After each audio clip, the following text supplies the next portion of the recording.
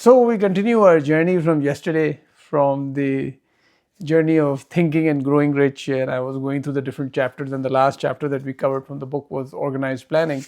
Today we will go into the chapter of decision, and the decision. And it gives a very good example from the War of Independence in our neighboring state, the United States of America, as to how 50 odd gentlemen signed the Declaration of Independence, and essentially at that time they were writing their own death warrant because they were declared terrorists by the British Empire of the time.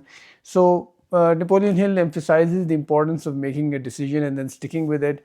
Without that, as you can always know, unless you don't make a decision that you're going to do something, it's hard to kind of stick with it.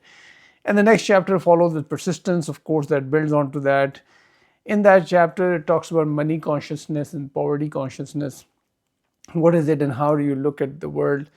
My only wish from highlighting these chapters of the books is to garner enough interest in your or spark enough interest for you to come and read this book, because and it's not one of those books that you read once and you could put it back on your shelf. Mine, as you can see, is in a pretty bad state. It's been more than 20 years with me. It has traveled with me around the globe wherever I've gone, and even the pages have kind of gone yellowish. But I like to keep this one, and I've gifted a lot of the new version, and I gifted to a lot of people around me. But this is the original one that I keep with me. The other chapter, it talks about the power of the mastermind, and this is a very important chapter. It has held some direct implications and direct application in my own life as well. It is the power of the Mastermind Alliance. For some of the few companies in the past that I have actually created actually had that word alliance in them as well, just because to just to gain some just gaining some inspiration from what I had learned from Napoleon Hill. So it talks about how like-minded people with the same goals and the same objectives should be able to get together, and you should be able to leverage their skill sets in order to further the career advancements or whatever aspirations that you are seeking as a group. Um, when we say the word leverage, sometimes it's perceived in a negative way that you're trying to take advantage of somebody. I want you to come out of that mindset, because leverage does not necessarily have to mean you don't have to take it in a negative connotation.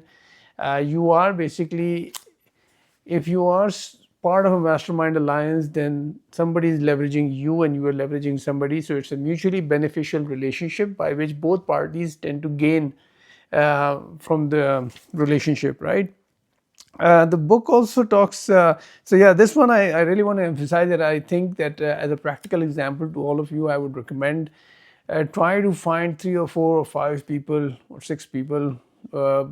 Ideally, the number is 5 to 6 people, and that I think also draws a little bit of its relevance of how SEAL teams are structured around 6-man teams, and they tend to be the most effective teams. Anyway, that's another separate topic for another day.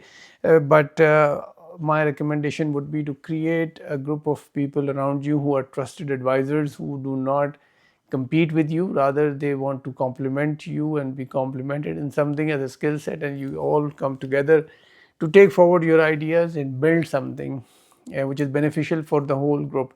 For that group to also survive, like I mentioned earlier, there should be acceptance, level of trust between each other, and each one should be able to complement the other's strengths, and the group should meet on a weekly, at least weekly or bi-weekly basis, in order to further their discussions, whatever they are trying to achieve.